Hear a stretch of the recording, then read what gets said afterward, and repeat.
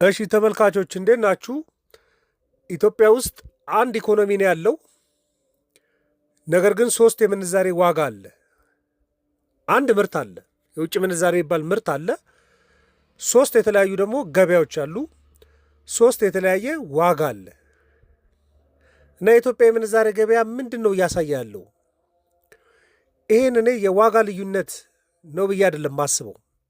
የስትራክቸራል አለመጣጣም አለበት። የስትራክቸራል ኢምባላንስ የሚባል ልዩነት ያለበት ነው። ስለዚህ ኢትዮጵያ ኢኮኖሚ ውስጥ ለምንድን ነው የስትራክቸራል ኢምባላንስ ያለው የሚለውን የተወሰነ ሀሳብ እናወራበታለን። ደግሞ የብሔራዊ ባንክ በቃ ስትራቴጂና ጭንቀት ሊሆን የሚችለው ደግሞ ምንድን ነው? እነዚህ ሶስት ገበያዎች መኖራቸው ምን አይነት ጭንቀት ነው የሚፈጥሩት? ደግሞ የኮንሱመር ራሽናል ዲሲሽንም አለ። እያንዳንዱ ሰው ራሽናል ዲሳይድ ለማድረግ የትኞቹን ሁኔታዎች ከግምት ይከታል የሚለውን የተወሰነ ሀሳብ ልሰጣችሁ ፈልጌያለሁ።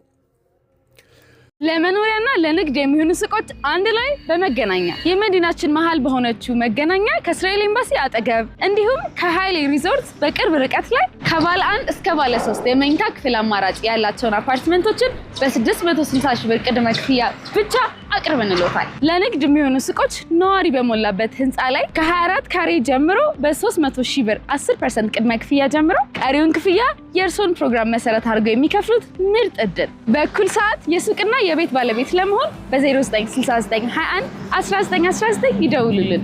መደላድሎች ነን። በምቾት ይኖሩ። እንግዲህ ዶላርን በጭንቅላታችሁ አስቡት። ዶላር። ስለዚህ አንድ ምርት አለ፣ ዶላር የሚባል ምርት አለ። ሌሎቹ ምርቶች እንደዚህ ነው። የገበያ ልዩነት ሊኖራቸው ይችላል፣ ግን ምንዛሬ ሲሆን ትንሽ ለየት ይላል። ስለዚህ በጭንቅላታችሁ ዶላር አስቡና ሶስት የተለያየ ገበያ አለ። ኢቭን ዋጋው 4 ሊሆን ይችላል፣ ግን ገበያው 3 ነው። ምን ማለት ነው? በባንክ መመንዘር ይቻላል፣ በፕራይቬት ፎሬክስ ቢሮዎች መመንዘር ይቻላል፣ በጥቁር ገበያ መመንዘር ይቻላል። ስለዚህ 3 ገበያ አለ ማለት ነው። 4 ደግሞ ዋጋ አለ። የባንኮች ዋጋ አለ፣ የፕራይቬት ፎሬክስ ቢሮዎች ዋጋ አለ፣ የግል የውጭ ምንዛሬ ቢሮዎች ዋጋ አለ፣ የጥቁር ገበያ ዋጋ አለ፣ ደግሞ የብሔራዊ ባንክ ሪፈረንስ የሚባለው ደግሞ ዋጋ አለ። እሱ እንኳን ለገበያ ላይውል ይችላል፣ ግን ሶስቱ ደግሞ ዋጋ አለ። በእነዚህ መካከል ለምሳሌ የዛሬ እንኳን መረጃ ስመለከት በባንኮች በአማካይ ያለው ዋጋ 153 ብር ነው። አንድ የአሜሪካ ዶላር በ153 ብር ይገዛሉ ባንኮች። የብሔራዊ ባንክ ሪፈረንስ የሚባለው ዋጋ አይ ቲንክ ከጨረታው ጋር የሚገናኝ አሁን ዌብሳይት ላይ ብትገቡ የምታገኙት 157 ብር ከ10 ሳንቲም ነው አንድ የአሜሪካ ዶላር። የፖሊሲ መጠኑ እሱ ነው። በቃ የኢትዮጵያ ብር ስንት ነው ከተባለ ኦፊሻል ላይ 157 ብር ነው የሚባለው። ባንኮች ብትሄዱ በ157 ብር ላይ ገዟችሁ ይችላሉ። እናንተን ግን የባንኮች ዋጋ 153 ብር ነው።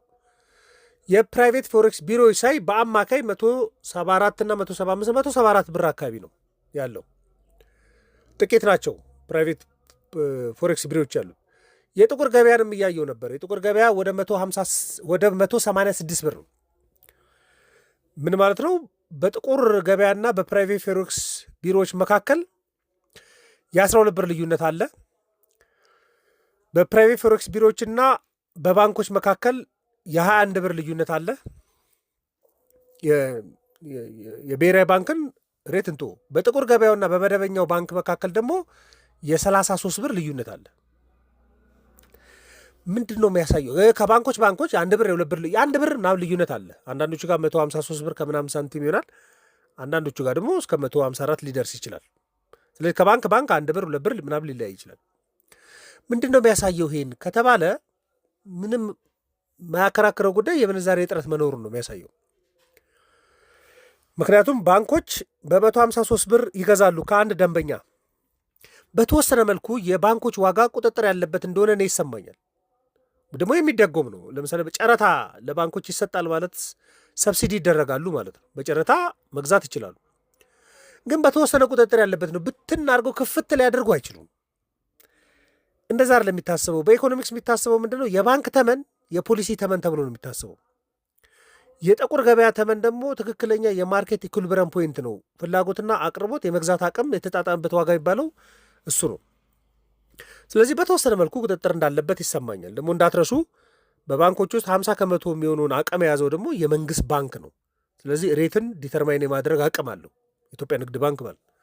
አሁን እንኳን በፋይናንሻል ስቴቢሊቲ ሪፖርት ላይ ድርሻው 50 ከመቶ ነው።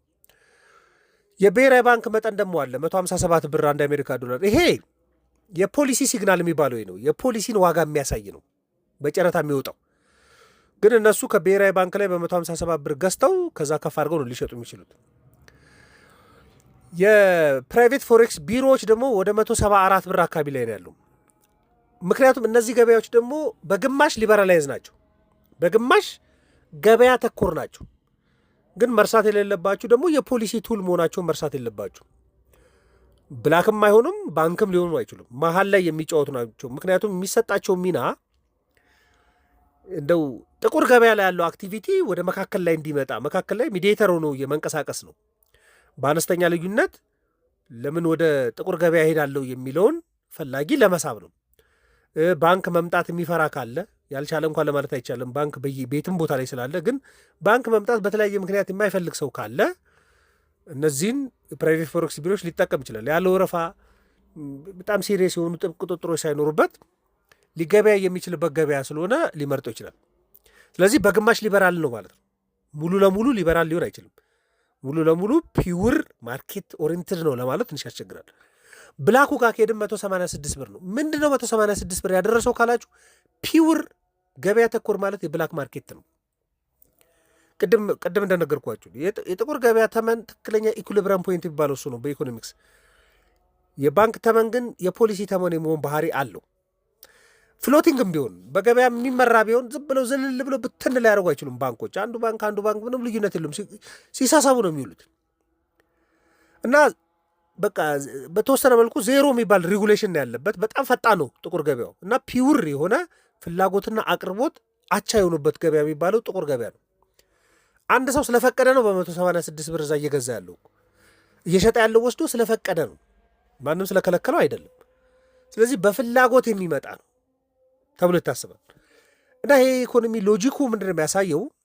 በቀጥታም ሆነ በተዘዋወሪ ቁጥጥር ካለ የባንኮች ፕራይስ ላይ እንዲሁ ብሔራዊ ባንክ አይተምንም፣ እንደዚህ ሽጡ አይልም። ነገር ግን ጭንቅላታቸው ውስጥ ከተለመደው አይነት ጭንቀትና አስተሳሰብ ሊወጡ አይችሉም።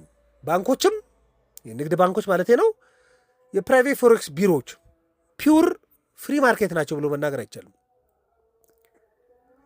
በባንኮችም ደግሞ 50% የሚይዘውን ድርሻ እያወራን ነው። ነገር ግን ክፍት የሆነው ብላክ ግን ሪል ቫሊዩን ነው የሚያሳየው፣ የገበያውን ሪል ቫሊዩ ማለት ሰዎች ለመግዛት የሚወስኑበት ኤክስትሪም አቅም ማለት በ186 ሰዎች ስለወሰኑ እኮ ነው። በቃ በ186 በፍጹም አልገዛም ካሉ ደግሞ ዝቅ ማለቱ አይቀርም። ስለዚህ የወሰኑበት ዋጋ ነው ደግሞ የቀረበው ነው። ራሽናል ዲሲሽን የሚባል ጉዳይ አለ። ሁሉም ምክንያታዊነት የሚባለው ማለት ነው። ለምሳሌ ዶላር የሚሸጥም ሰው ሆነ የሚገዛ ሰው ምክንያታዊ ነው ተብሎ ነው የሚታሰበው። በቃ ራሽናል ነው ባስተሳሰቡ። ተቋሙም እንደዛ ነው። ለምሳሌ ባንክ በ153 ብር በርካሹ ይገዛና የትርፍ ማርጅናቸውን መጠበቅ ይፈልጋሉ እና ለአስመጪ ደንበኞቻቸው ተደራድረው ይሸጣሉ። ዋጋ ቢያስቀምጡም እንግዲህ ይደራደራሉ። ለፈለጉት በቂ ይሰጠኛል ምናም ብለው ለሚያምኑት ይሸጧል። የቢዝነስ ሰዎች ጋር ብትሄዱ ራሽናል ዲሲሽን አላቸው። በተለይ የባንክ እድል ከሌላቸው ወደ ፕራይቬት ፎሬክስ ቢሮዎች ይሄዳሉ። ፈጣን የሆነ ትልቅ ከፍም ያለ ወጪ ያወጣሉ። ለምሳሌ ከባንክ መግዛትና ከፕራይቬት ፎሬክስ ቢሮ መግዛት እኩል አይደለም። የዋጋ ልዩነት አለ። ከጥቁርም ሄዶ መግዛት ብዙ ለመክሰር መዘጋጀት ነው። ግን ፈጣን አገልግሎት ሊያገኙ ይችላሉ። ብላክ ሲሄዱ በጣም ፈጣን አገልግሎት ያገኛሉ፣ በጣም ትልቅ ወጪ ያወጣሉ። ምክንያቱም ከባንክ ላይ ከሚያገኙበት ዋጋ 30 ምናምን ብር ጨምረው ነው ሄደው የሚገዙት። ሲሸጡ እንደሚያተርፉትም ሲገዙም ብዙ እንደሚከፍሉ እንዳትረሱ። ስለዚህ ግለሰቦች፣ ዲያስፖራዎች ብላክን የመምረጥ እድል አላቸው። ሁሉም ማለት አይደለም፣ ግን ብዙዎቹ። ምክንያቱም ትልቅ የሆነውን የምንዛሬ መጠን ይፈልጉታል። ከ1 ዶላር 33 ብር ማትረፍ ይፈልጋሉ እንደማለት ነው። ስለዚህ ይሄ ሁኔታ ወደ መደበኛ ባንክ የመሄድ ምክንያትን እየቀነሰው ይመጣል። 33 ብር ልክሰር ወደሚል ጥያቄ እንዲመጡ ያደርጋል። ስለዚህ ምንድን ነው ህገወጥ እንኳን ቢሆን ኮምፕሮማይዝ ለማድረግ ወደ መፈለግ ሊያመጣቸው ይችላል። እና ንጽጽሩን ካያችሁት ባንክና ጥቁር ገበያ በ33 ብር ልዩነት አለው። 20% ለመክሰር መዘጋጀት ማለት ነው። አንድ ሰው ባንክ ከመሄድ ጥቁር ገበያ ሲሄድ 33 ብር ያገኛል። አሁን 33 ብር እንዲከስር የሚያደርገው ራሽናል ምክንያት ነው እየቀነሰ የሚመጣው። አይ ባንክ ትቶ ፕራይቬት ፎሬክስ ቢሮ አትሊስት እንኳን ሊድ ህጋዊ ወደ ሆኑት ሊድ ካለ እና በዛ ማዕቀፍ ውስጥ መስተናገድ የሚችል ከሆነ 21 ብር ያተርፋል። 33 ብር ያተርፍ ነበር፣ 21 ብር ብቻ እንዲያተርፍ መፍቀድ፣ 12 ብር ለመክሰር መዘጋጀት ማለት ነው። ህጋዊ ሆኖ ፍሌክስብል ሆኖ እንዲገበያ እድል ይሰጠዋል። አይ ባንክን ትቼ ብላክ ማርኬት ትሄዳለሁ ካለ 33 ብር ያተርፋል። ነገር ግን ሪስክ ኢሹ አለበት፣ የመያዝ ህጋዊ ያለመሆን ምናምን ጉዳይ ይኖርበታል። ግን ማርኬቱ የራሱን ስትራቴጂ ሲያወጣት ያላቸው በጥቁር ከሚሄድ ፕራይቬት ፎሬክስ ቢሮስን ከመረጠ ደግሞ የ12 ብሩ ልዩነት ይኖራል ማለት ነው። አሁን ይሄ ነው በቃ ልዩነቱ። አንድ ሰው ብር ሲይዝ ሶስቱንም ገበያ በጭንቅላቱ ያህል ማለት ነው። አንድ የአሜሪካ ዶላር ያለ ሰው ባንክም የሚሄድ መብት አለው፣ ፕራይቬት ፎሬክስ ቢሮዎችም የሚሄድ መብት አለው። የጥቁር ገበያ ላይ ደግሞ መብቱ ባይሆንም ግን ማርኬቱ አቬለብል ነው። ዝም ብለን አንከራከርም፣ አይሄድም ምናምን እያለን አንከራከርም። ስለዚህ እነዚህ ሶስት ገበያዎች መኖሩ ለብሔራዊ ባንክ ጭንቀት ነው የሚሆነው። ምክንያቱም ገበያው ላይ የሚሰጠው ትርጉም ጤነኛ ስለማይሆን ማለት ነው። እና ስትራቴጂም ለመፈለግ አሁን ምን አይነት ስትራቴጂዎችን ይጠቀማል መስላችሁ? ፕራይቬት ፎሬክስ ቢሮዎች ከጥቁር ገበያ ያለውን ሰው ለመሳብ ነው ጥረት የሚያደርጉት። በቃ አነስተኛ ልዩነት በመስጠት ለመሳብ ማለት ነው። በቃ ለምን ጥቁር ትሄዳለህ? ለ12 ብር ልዩነት ብለህ ለምን ትሄዳለህ ነው። አሁን ባንኮች የሚሉት ለ33 ብር ልዩነት ብለህ ለምን ጥቁር ገበያ ትሄዳለህ ቢባል ለ33 ብር እኮ ትልቅ ነው ይላል። ፕራይቬት ፎሬክስ ቢሮዎች ግን ለ12 ብር ልዩነት ብለህ ለምን ጥቁር ገበያ ትሄዳለህ ነው። ትንሽ ኮንፊውንስ ያደርጋል ጉዳዩ። በቃ እንደዚህ አይነት ሀሳብ ይሄ እንዲጠብ የማድረግ ነው አላማው። ቅድም እንደምነግራችሁ ባንክ መሄድ ምናምን የሚፈራውን አክሰሰብል ለማድረግ በየቦታው በቅርብ አክሰሰብል ለማድረግ።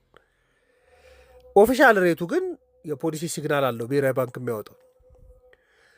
ሌላ የሚያደርገው ስትራቴጂ ምንድን ነው? አሁን እነዚህ የፕራይቬት ፎሬክስ ቢሮዎችም አንድ ስትራቴጂ ናቸው ለብሔራዊ ባንክ። ሁለተኛ ስትራቴጂ የሚያደርገው ምንድን ነው? በጨረታ በፖሊሲ ባንኮች አቅርቦታቸው እንዲያድግ ማድረግ። ለምን ደንበኛ ወደ ብላክ የሚሄደው ለምንድን ነው?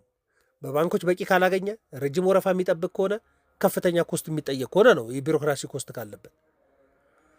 ስለዚህ በቂ አቅርቦት ኖሮ ወረፋ ማይጠብቅ ከሆነ በተሻለ ዋጋ ከባንኮች ይወስዳል። ስለዚህ የባንኮችን በጨረታም ሆነ በፖሊሲ ማገዝ ማለት ነው። ለምሳሌ የኤክስፖርተሩን የውጭ ምንዛሬ ኤክስፖርተሩ ራሱ እንዲጠቀምበት ማድረግ ማለት ለባንኮች እድል ነው ይሄ። ስለዚህ በጨረታም በፖሊሲም ባንኮች አቅርቦታቸው እንዲያድግ ማድረግ፣ ወደ ብላክ የሚገፋውን ሰው መመለስ። መርሳት የሌለባችሁ ብላክ አቅም አለው። በጣም ብዙ ዶላር ሊገዛ ይችላል። በጣም ብዙ የውጭ ምንዛሬ መግዛት ይችላል። በጣም ብዙ የውጭ ምንዛሬ ሊሸጥ ይችላል።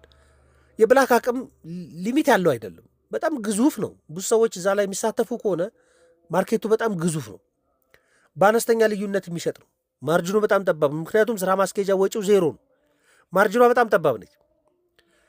የሳንቲም ልዩነት ሊሆን ይችላል። በ186 ብር ገዝቶ በ186 ከ50 ሳንቲም ሊሸጥ ይችላል። 50 ሳንቲም ሊሆን ይችላል ልዩነቱ። ሌሎቹ ጋር ግን ብትሄዱ 1 ብር 2 ብር መሀል ላይ ልዩነት ሊኖር ይችላል። የኮሚሽን ኢሹ ሊኖር ይችላል። የብሔራዊ ባንክ ኢንተረስት ምናምን ሊኖር ይችላል። ስለዚህ የብላክ ማርኬቱ የሚናቅ ስላልሆነ እሱም ማኔጅ ለማድረግ የባንኮችን አቅም የማሳደግ ኢሹ ነው ያለው። ግን ሌላ ጭንቀት የሚፈጥርበትም ጉዳይ አለ። ምንድነው ከተባለ ብላኩ በስትራክቸር ነው መቀነስ የሚችለው፣ በቁጥጥርም ብቻ መቀነስ የሚችል አይደለም። ስትራክቸራል የሚባለው የትኛው ነው? ሰፕላይን በማሳደግ አቅርቦትን በማሳደግ በቃ ባንኮች በቂ አቅርቦት እንዲኖራቸው ማድረግ። ምክንያቱም እጥረት ነው ወደ ብላክ ማርኬት። ብላክ ማርኬት የሚሄደውም ሰው እኮ ከፍተኛ ውጭ ያወጣል። ለምሳሌ ከባንክ በ156 ብር መግዛት እየቻለ አንድ ወደ ውጭ ሀገር የሚሄድ ሰው ከብላክ ሄዶ በ186 ብር ከገዛ 33 ብር ለመክሰር እኮ ወስኗል። 33 ብር ተጨማሪ ወጪ ለማውጣት ወስኗል። ተጨማሪ ወጪ እንዲያወጣ ያደረገው ምክንያት መፈተሽ ያስፈልጋል። ባንኮች ስላልሰጡት ነው? ወረፋ ስለበዛበት ነው? ሰፊ የኮሚሽን ጥያቄ ስለተጠየቀ ነው? በሚፈልገው ፍጥነት ስላላገኘ ነው? እሱ በደንብ መመርመር አለበት። ስለዚህ መክሰር ሊፈቅድ አይችልም ባንክ ላይ በጣም በቂ አቅርቦት ካለ። በቂ አቅርቦት ደግሞ በቀላሉ ይመጣ አይደለም። ስትራክቸራል ስራዎች ይፈልጋል። አንደኛው ኤክስፖርት አቅም ኢትዮጵያ ውስጥ ማደግ አለበት። የውጭ ምንዛሪ የሚገኝበት ሬሚታንስ በጣም ማደግ አለበት። ወደ ህጋዊ ቻናሉ መምጣት አለበት። ምክንያቱም በዓለም አቀፍ የግብይት ተቋማቶች በኩል ነው የሚመጣው። ስለዚህ ባንኮቹ አክሰስ የሚያገኙት እሱ ነው። ለምሳሌ አንድ ሰው ከውጭ ሀገር በባንክ ዌስተርን ዩኒየን ገንዘብ ቢላክለት እዚህ ሀገር ውስጥ ካለ ከአንዱ ባንክ ሄዶ ነው የሚያወጣው፣ በብር ይቀበላል። ባንኩ ደግሞ የውጭ ምንዛሪውን ያገኛል አይደለም። ስለዚህ ሬሚታንስ ለባንኮቹ አክሰስ ነው። የውጭ ቀጥተኛ ኢንቨስትመንትም ከመጣ መጥተው ከአንድ ባንክ ጋር ነው ደንበኛ የሚሆኑትና ባንኮች አክሰስ እንዲያገኙ ያደርጋል። ደግሞ ስትራቴጂክ የሆነ ደግሞ ጨረታዎችን ብሔራዊ ባንክ በማቅረብ ይሄን ለማቅለል ስራ ሊሰራ ይችላል። ግን ደግሞ ሲሪየስ የሆነ ሬጉሌሽንም ደግሞ ያስፈልጋል። ባንኮችን ሬጉሌት ማድረግ፣ ጥቁር ገበያው ሬጉሌት ማድረግ፣ ጤነኛ መሆኑን ጤነኛ የማያደርጉ ምክንያቶችን ደግሞ ከባንኩ ላይ ማጥፋት በደንብ ነው የሚያስፈልገው። ስለዚህ ኢትዮጵያ ውስጥ ያለው ገበያ እንደዚህ ነው እያሳያለሁ። አንድ ገበያ ነው የሚያሳየው፣ እንደና አንድ ምርት ነው የሚያሳየው። 3 የተለያየ ገበያ፣ 3 የተለያየ ዋጋ። ስለዚህ ዋጋ ልዩነት ብቻ ሳይሆን ስትራክቸራል ኢምባላንስ ያለበት ነው። ስለዚህ ይህን ስራ የሚፈልግ ነገር መሆኑን መረዳት በደንብ ያስፈልጋል። ለብሔራዊ ባንክም እንደ ሀሳብ ለመስጠት ነው። ደግሞ አይ ቲንክ አይረዳውም ብሎ የሚታሰብ አይደለም፣ የሚረዳው ነው። ግን ሲሪየስ ስራዎች የሚፈልጉ ነገሮች መሆኑን መረዳት በደንብ ያስፈልጋል። ስለዚህ ይህን ሀሳብ ለእናንተ ለማጋራት ነው። ማንኛውም ሀሳብ አስተያየት ካላችሁ ዘኢትዮጵያ ኢኮኖሚስት ቪው ቴሌግራምና ፌስቡክ ላይ ልትልኩልኝ ይችላላችሁ። ለነበረን ቆይታ በሙሉ ከልብ አመሰግናችኋለሁ። መልካም ቀን።